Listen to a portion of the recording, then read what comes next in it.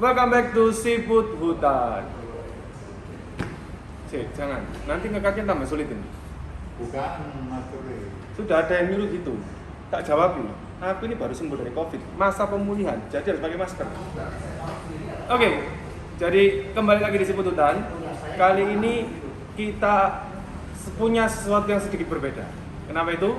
Karena yang edit video ini saya sendiri. Jadi kalau ada file yang jelek ya silakan dihujat ya. Saya sendiri yang edit. Kenapa? Ya pengen nyoba. Kenapa? Ya karena punya handphone multimedia, ya kan? Ya dicoba.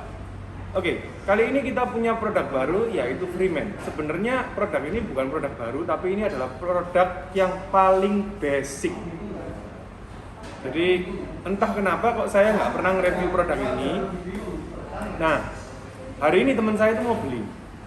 Sebelum dia beli, marilah kita unboxing dulu. Sekalian ngecek. Karena apa?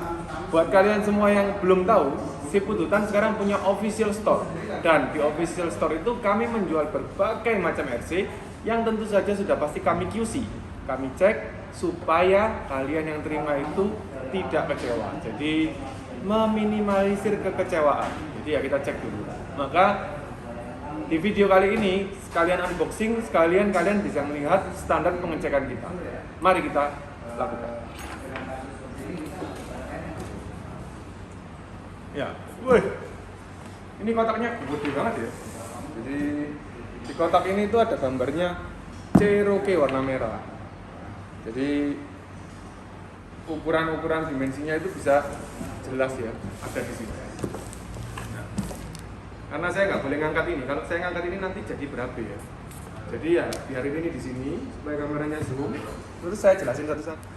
Oke, length itu panjang ya, 576. Terus width itu lebar 238, tentu saja milimeter. Lalu height itu tinggi 240 mm. Wheelbase adalah 313. Wheelbase ini apa? Wheelbase ini jarak sumbu roda, jarak baut roda depan dan belakang. Lalu ada servo 7,7 mm. Jadi ukuran servo. Lalu dia motornya 21T dengan ukuran 550. Jadi cukup speedy ya. Remote control system 2.4 GHz. Jadi dia ini sudah include dengan remote-nya. ISC 1040 waterproof dan ISC specialist for rock crawler. Drive ratio 42, 56/13, 52/20, 30/8. Jadi itu rasio yang dipakai di RC kita kan. Nah, Freeman ini ya dengan kode FS53503 ini itu murni seperti Axial 2. Ya 99,999% sama lah ya. Jadi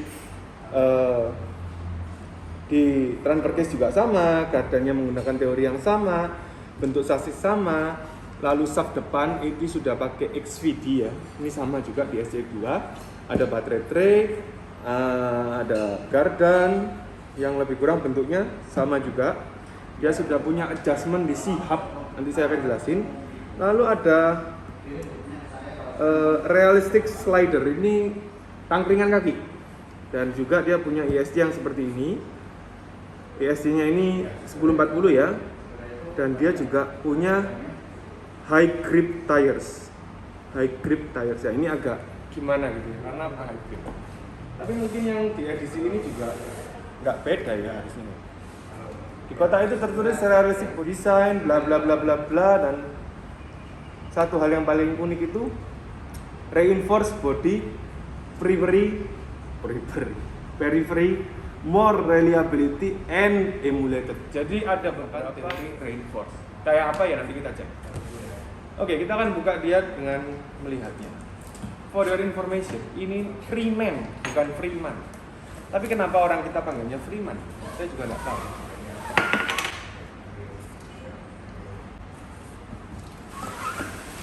Oke, kita singkirin dulu kotaknya.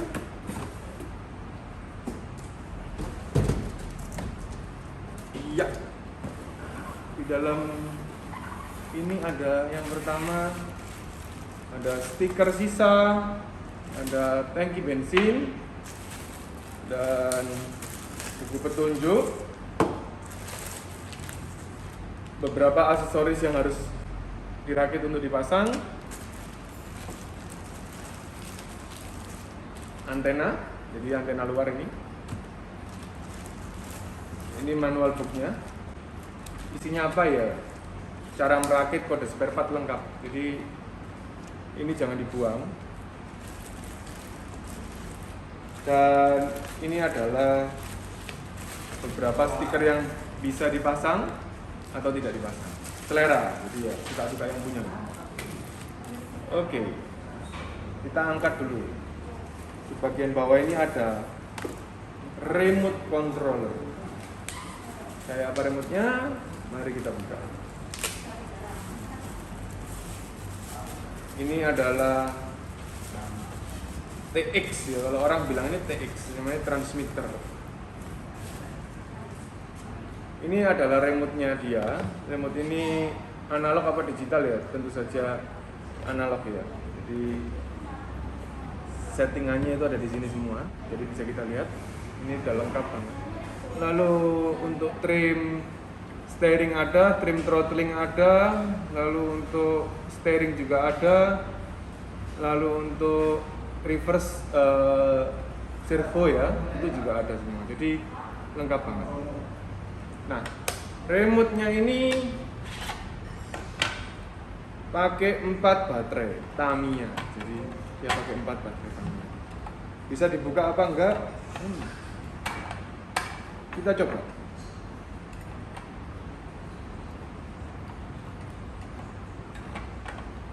Kalau dibuka ternyata harus melepas skrup semua ya. Kenapa kok dibuka? Saya pengen tahu ada colokan buat JST atau enggak. Karena kalau bisa pakai JST kan ini lebih menarik. Jadi bisa lebih awet. Oke, ini remote-nya. Ini mobilnya. Ya punya warna merah ya. Ya harus dibuka dulu body clipnya. Seperti biasa, Freeman itu hadir dengan body clip yang ada karet tangannya. Ini membantu banget buat kita supaya nggak kehilangan body clip. Nah, first of all, ngomongin body yang sudah kita buka. Jadi kita turunin dulu kali ini. Nah, bodinya dia ini Lexan.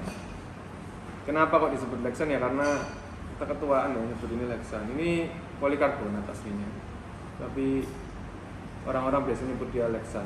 Jadi bodinya ini masih kiwir ya, bisa kalian lihat. Flexipas itu cuma mika. Ada plus dan ada minus tentu saja. Nanti akan saya bikinin konten apa itu Lexan, apa itu hardboard. Nah, back to Freeman, kali ini dia itu menghadirkan bodi tanpa lampu tambahan. Jadi lampunya itu kan begini doang. Cuman di sini dia kasih handle pintu, spion yang cukup realistis serta aksesoris di belakang ini. Kalau ada yang nanya bisa nggak dikasih lampu tambahan? Bisa. Caranya gimana? Bisa dicoak atau bisa diputihin lagi. Bagaimana cara memutihkan bodi Lexan yang sudah di paint? Ya ada remover merek Tamiya itu yang bisa kalian pakai. Jadi di remover dari dalam. Kenapa dari dalam? Karena bodi Lexan itu dicat dari dalam, bukan dari luar. Oke, jadi seperti halnya Axial 2. Axial 2 itu juga serinya menggunakan bodi Lexan. Oke, saya rasa bodi cukup. Sekarang kita masuk ke RC-nya sendiri. Akan saya buka dulu kabel bisnya biar kita bisa lihat RC-nya.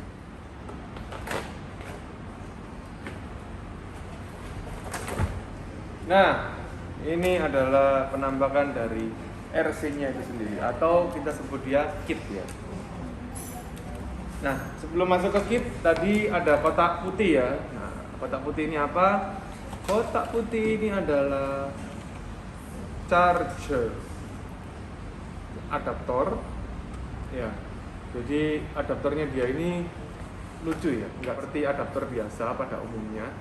Karena adaptor ini adalah termasuk adaptor yang unik. Dia itu nggak goblok-goblok amat lah. Jadi ini masih ada balancernya. Jadi oke banget.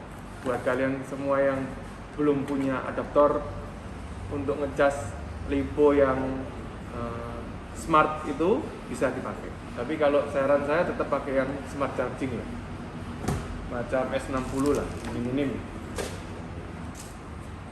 Oke. Ini kitnya ya. Jadi kit ini secara basic dia itu SCX2. Kalau kita lihat tadi disebutin dia menggunakan beberapa part yang digadang-gadang dia itu mulai dari dinamo dengan ukuran 550, dia punya T21. Jadi karakteristiknya masih ngebut. Kalau ditanya torsi masih dapat.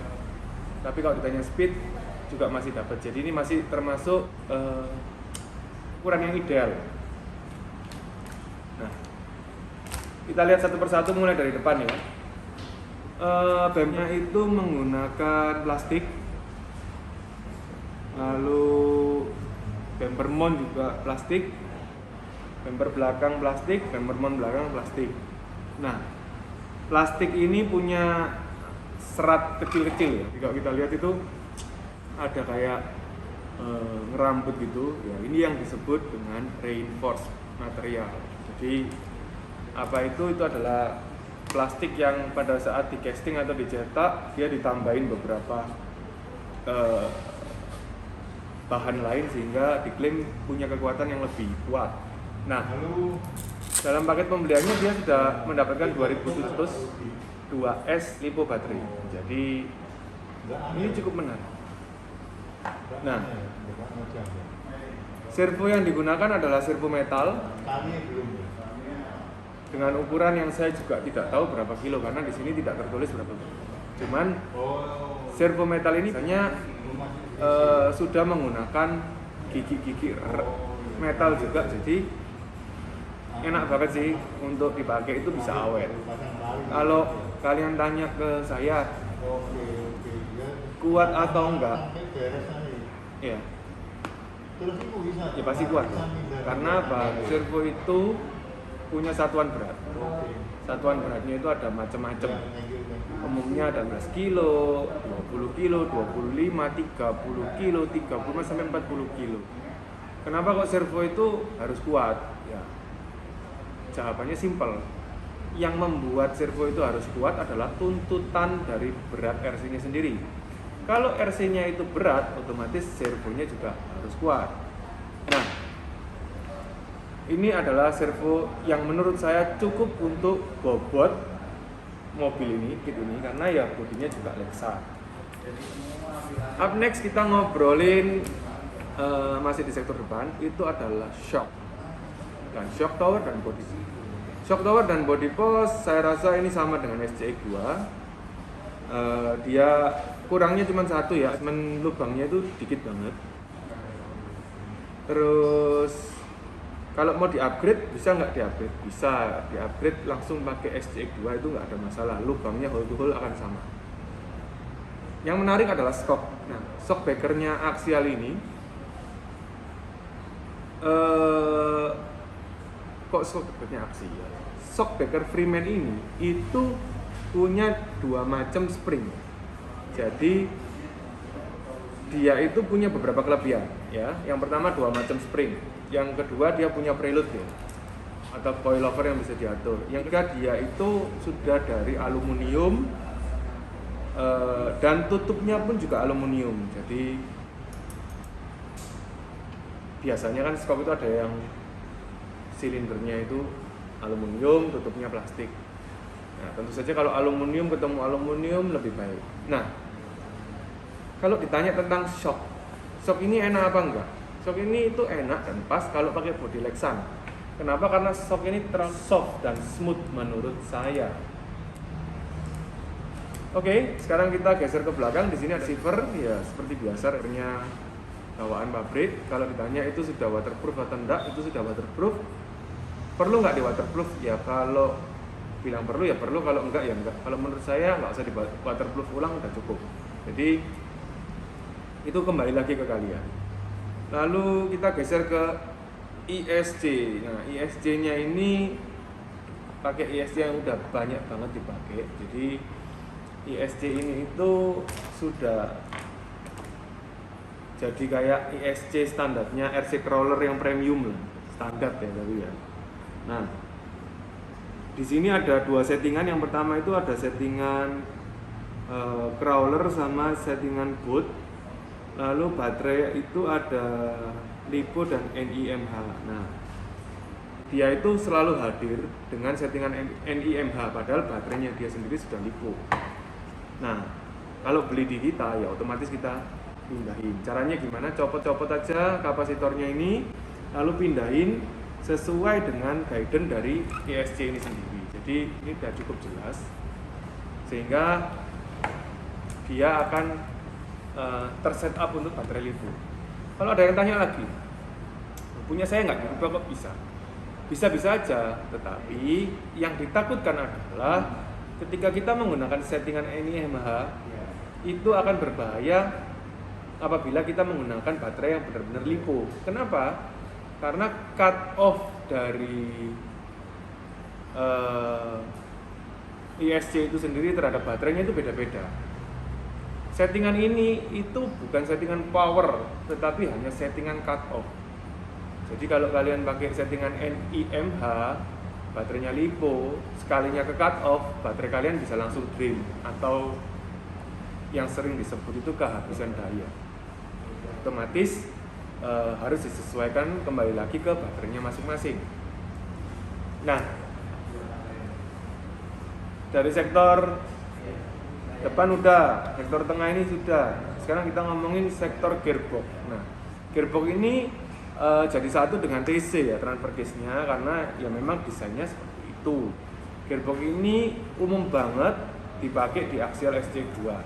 Dan gearbox ini menggunakan sistem slippery.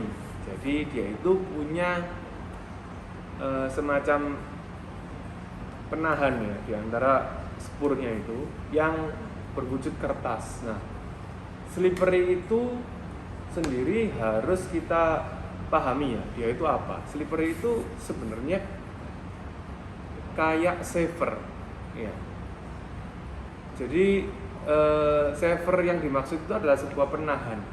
Jadi dia akan berputar mengikuti perintah kita, tetapi ketika dia itu lock atau ada sesuatu yang mengunci dia nggak bisa naik, maka spur itu akan terpisah dari putaran karena dia itu terganjal oleh slippery.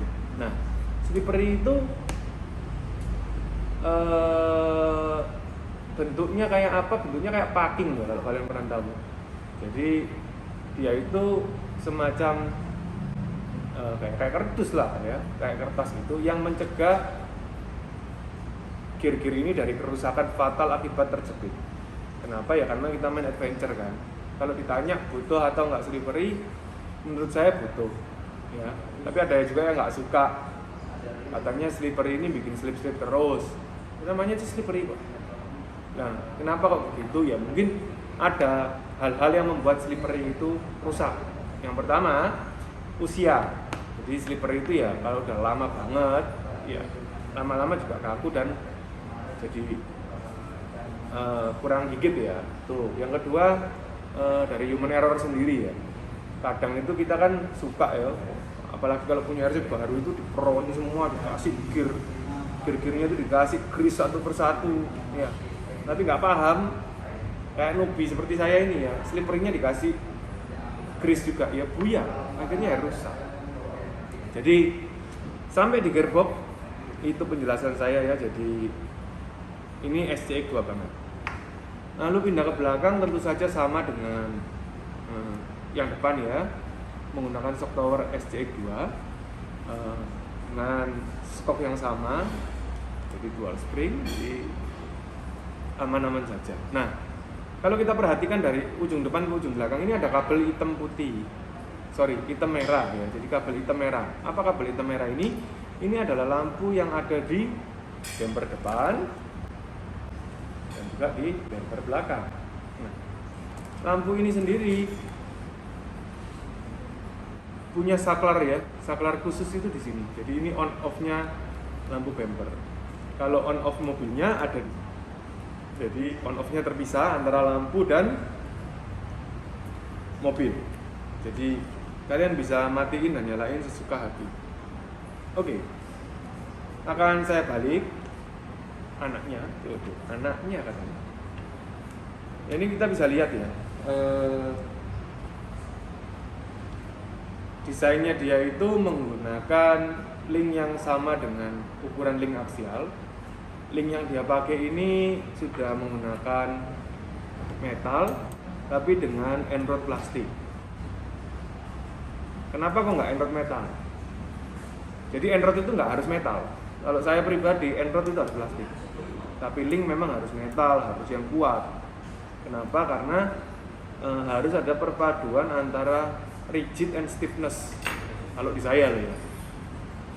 Jadi nggak harus rigid full, tetapi stiffness juga harus diperhatikan. Jadi rigid ya rigid, stiffness ya stiffness, tetap harus ada pertimbangan untuk itu.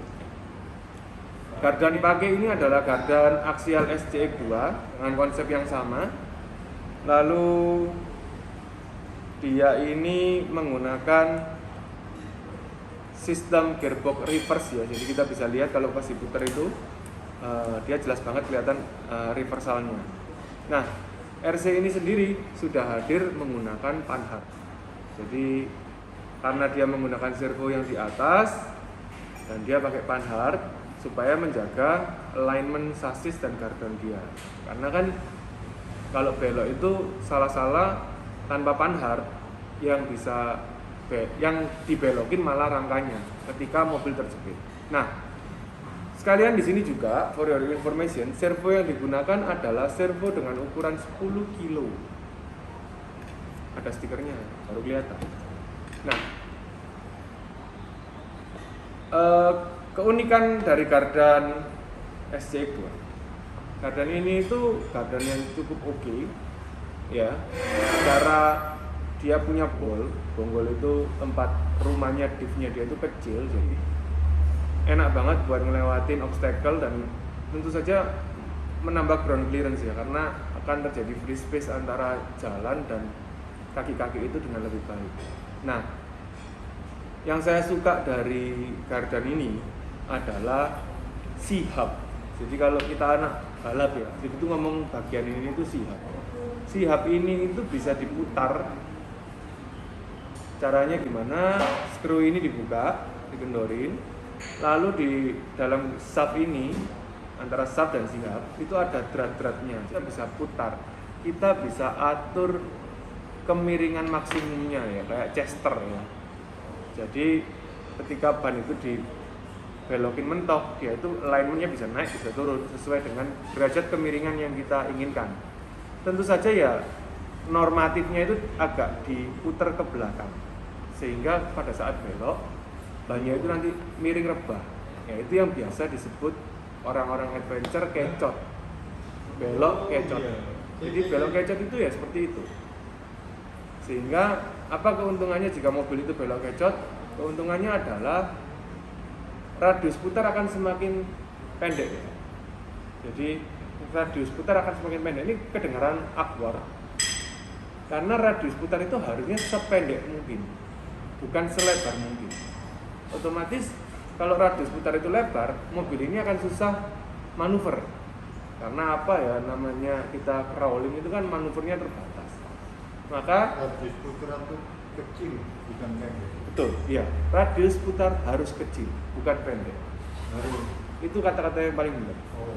Jadi radius putarnya pendek, Iya, sehingga sempat telepon ini oleh itu. salah lagi ya. Jadi radiusnya itu kecil, sehingga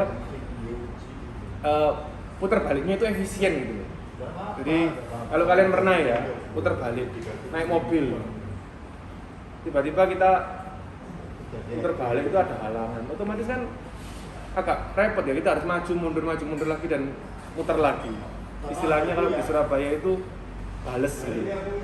Bales dulu, itu berarti kan mundur dulu, puterin setirnya lagi, maju lagi. Nah kalau radius putarnya itu kecil, nah, itu otomatis kalian bisa putar dengan lebih smooth. Oke?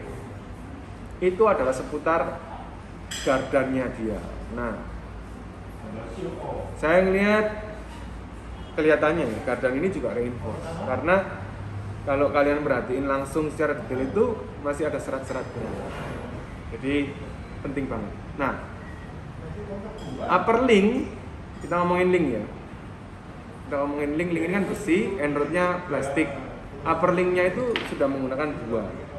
Jadi tentu saja kalau upper linknya 2 ditambah panhard, maka stiffness dari rangka ini sudah bagus banget. Jadi bisa kita lihat dia itu kokoh banget. Sekarang kita ngomongin couple. Jadi kalau kalian tanya ya, kita ini di mana? Kita ini lagi nongkrong, ngafe sambil bikin video. Jadi ya abaikan suasana atmosfer ini. Oke, back to mobilnya. Nah, couple ini menggunakan couple plastik, ya seperti aksial. Tapi join dari couple itu semua menggunakan metal. Kalau kalian tanya kuat atau enggak, cukup kuat. Kalau ditanya sama metal, kuat mana? Ya, honestly mestinya kuat metal. Tapi kan ngomongnya honestly, sejujurnya ini. Kenapa? Karena nggak semua gardan metal itu kuat sob. Jadi kalau gardan metal itu materialnya jelek, ya putus-putus saja. Tapi kalau gardan metal itu materialnya bagus seperti yang biasa kita pakai, ya tentu saja kuat. Kalau ditanya apakah gardan metal yang kuat itu selalu yang mahal? Tidak selalu. Tetapi gardan metal yang mahal pasti akan kuat. Jadi ya pinter-pinter kita, untung-untungan lah kalau beli. Jadi datang, dicek, kita lihat, kita coba, kelihatannya kuat, oke, kita coba apa etapa kita. Kalau memang gardan ini kuat, iya kan, kita pasti beli lagi dan beli lagi. Nah, karena stok gardan ini kita banyak, makanya kita buka official store sekalian jualan. Jadi itulah pentingnya belanja di official store Tokopedia Seafood Utara. Wah, nyambung itu toko lagi. Oke, balik ke mobilnya. Skid plate tengah masih menggunakan plastik. Lalu gardan belakang juga sama ya, pakai sistem punya SCX2 yang tentu saja bisa kalian upgrade menjadi metal XL SCX2 tanpa melakukan modifikasi. Jadi should be plug and play ya. Oke. Update kita ngobrolin yang terakhir menurut saya ya. Ini ada velg. Jadi velgnya dia ini menggunakan sistem velg pakai glue ya. Jadi ini bukan velg bedlock. Jadi velg ini bisa kita bilang ini dilem. Bisa nggak lemnya dibuka? Bisa. Pakai apa? Pakai aseton. Susah. Harus pelan-pelan pakai cotton bud. Resiko tinggi, iya resiko tinggi karena kalau bibir dari bannya sobek, tentu saja nggak bisa dipakai dan nasibnya jadi ban serep. Worth it nggak untuk dilakukan? Enggak. Kenapa? Karena bannya dia ini menurut saya nggak worth it.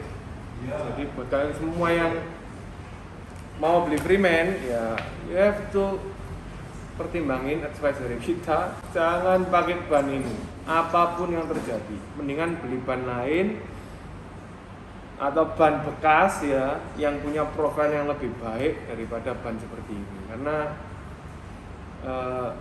kurang banget ya bikinnya itu menurut saya sih. Jadi sayang banget kan kalau kita itu sudah ke obstacle, udah jauh-jauh ya kan, jalan jauh ternyata kita nggak bisa naik hanya karena faktor ban. Jadi itu pertimbangan. Oke. Inilah dia sampai di kesimpulan kita. Apakah FS Freeman ini worth it atau enggak? Jadi kalau menurut saya dengan harga yang murah banget, harganya berapa? Hai, ada yang nge-vlog. Harganya berapa? Jadi murah banget. Kalau kalian tanya murahnya berapa ya kalian klik aja link pembelian kita. Di situ nanti kelihatan. Jadi ini adalah RC yang kalau dikasih angka 1 sampai 10 ya. Menurut saya 7,5 lah. Mentok 7,5. Tetapi kalau kalian tanya ya worth it atau enggak, ini nilainya 10. Kenapa kok 10?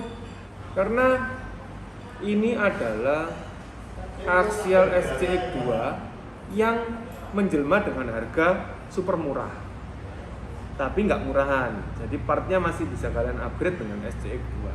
Ya kalian tahu sendiri lah SCX2 itu partnya segudang ya. Kardan aja ada berapa macam itu. Shock tower ada berapa macam. Jadi ya banyak banget. Jadi ketersediaan spare part itu akan membantu kita untuk melakukan riset. Kenapa ya? Karena setiap mobil itu kan pasti dimodifikasi. Pengen gini lah, pengen gitu. Nah, itu cocok banget. Dengan harga yang murah, dengan hal yang didapat seperti ini, ya itu yang saya bilang sempurna. Karena apa? Karena bener-bener nggak perlu di-upgrade yang macam-macam. Jadi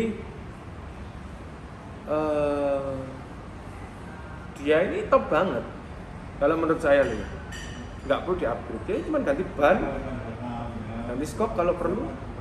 Kalau pakai bodi ini ya nggak perlu ganti skop. Kalian juga atur kekentalan dari oli. Tapi kalau ban ya wajib. Kalau dibandingin sama RGT, agak sulit ya. Kenapa? Karena mesin tengah ini susah sekali nyari hardbody yang pakai interior bagus. Tetapi kalau kalian semua nggak suka hardbody, ya jangan beli RGT, belilah Freeman ini. Karena apa ya? Karena itu ya udah paling bener gitu loh. Spare partnya gampang, semua plug and play, jadi ya worth it banget gitu loh. Loh bukannya orang main RC itu semua pasti suka hardbody? Enggak juga. Jadi pemain RC itu dibagi menjadi 3 kategori. Menurut saya ini ya, 3 kategori. Biasanya orang itu ngomongnya 2 kategori. Yang pertama kategori skill hard body. Jadi dia itu pakai hard body terus main RC. Pakai hard body sama pakai body Lexan itu lebih sulit pakai hard body. Kenapa? Karena itu lebih berat. Semakin berat RC, maka semakin banyak yang harus kita set up. Mulai dari scope, mulai dari kekentalan, damper rebound, ukuran travel, itu semua ribet banget. Nah, somehow orang yang sabar ya, yang kayak Om GL gitu ya, itu pelan-pelan gitu ya, main hard body, naik. Kalau kita ngomongnya unu-unu ya, unu-unu itu pelan-pelan, itu cocok main hard body. Tapi kalau orangnya itu muda, berkreasi, suka eksplorasi yang ugal-ugalan, dalam hal ini fun to drive alias basing, ya dia nggak mungkin pakai hard body. Dia akan pakai body Lexan atau polikarbonat seperti ini. Jadi semua ada kesulitan sendiri-sendiri. Itu tadi 2 segmen pemain RC. Nah, tadi saya kan nyebutkan 3 bukan 2. Karena ada satu ini yang kayak saya, hobinya itu cuman foto-foto waktu main RC. Nah, itu perlu pakai mobil yang hard body dan keren sekali, pernak-pernik semua dipasang hanya buat foto-foto. Jadi kalian tentuin sendiri, kalian ini tipikal orang yang mana? Ya, yang pertama suka trailing adventure realistis.